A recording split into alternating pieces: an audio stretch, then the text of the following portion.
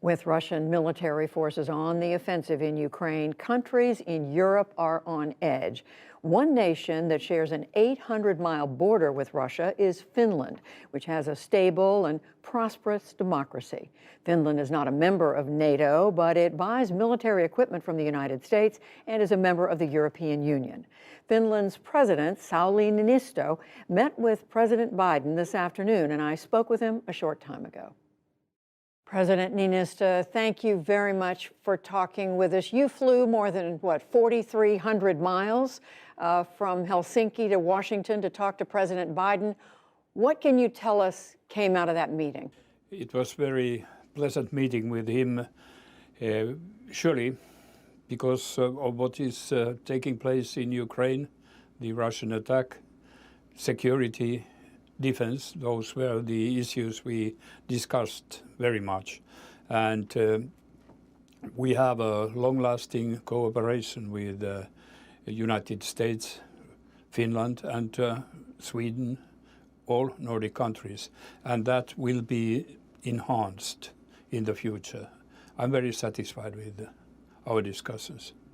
When you say the relationship will be enhanced, how so? We're talking about a kind of process where we take issue by issue, not defining them yet, at the table and see what all we can do together and support each other's. And does part of that include Finland seeking membership now in NATO? That is surely a different issue. It's up to Finland. I understand that NATO keeps its doors open, like the principle has been for those who meet the criteria. And in Finland, we have a very, very lively and important discussion going on about NATO and NATO membership and about applying it. But like I said, discussion is ongoing, and our parliament is very active on that. And at the end, it's a decision made by the parliament. Do you believe Finland is as safe outside of NATO as it would be inside NATO? We have been totally safe, but surely things what we have now seen in Europe, we have to consider. I do not doubt that Russia would attack militarily to Finland.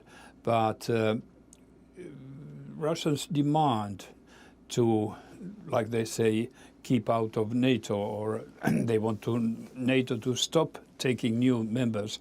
It might lead to a situation where Russia expects that it has kind of a say around its neighborhood, and that is not at all a pleasant thing.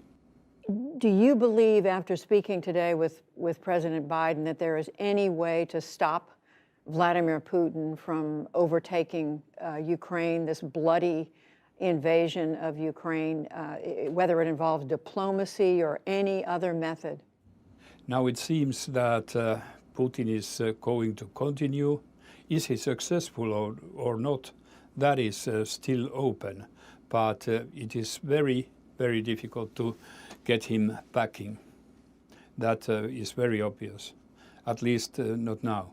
You said it's not clear if he'll be successful. So are you saying you think there's a good chance the Ukrainians could prevail?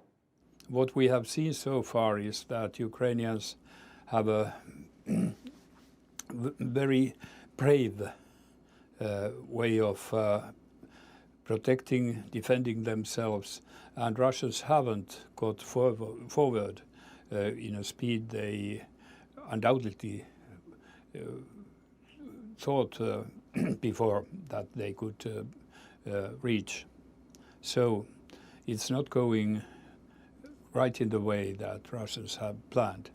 You also said, President Niinisto, that if Russia succeeds, that it changes the security of the entire continent. That clearly Russia poses a different kind of threat. What does that mean? what we see today is more united European Union and Europeans than ever. And that means that Europe will also develop its defense and take much more responsibility of its own security. I think that what German Chancellor Scholz said, that was a total change in German politics. They gave arms to Ukrainians and they decided to increase their budget, defense budget, with quite a lot of new money. And that is totally new position in Germany. And that means that Europe will be stronger. Europe may be stronger, maybe more united, but if Russia prevails, it still means the rest of the continent is standing by helplessly while Russia essentially gobbles up another country. Here we have heard specifically NATO countries and NATO trying to avoid escalation so that we would see even more warfare in Europe, maybe even something which reminds of World War. So it's the danger of escalation, but it has a meaning if Europe is stronger in the future, because it prevails also.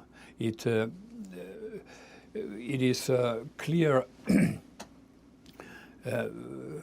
kind of obstacle to the one who might try something, and to Russia. But it's almost as if Ukraine is a sacrifice in this process. European countries have helped, like United States too, very much Ukrainian, not only by money, but sending arms and more arms. So Ukraine is, from that aspect, not alone. It has been helped, at least.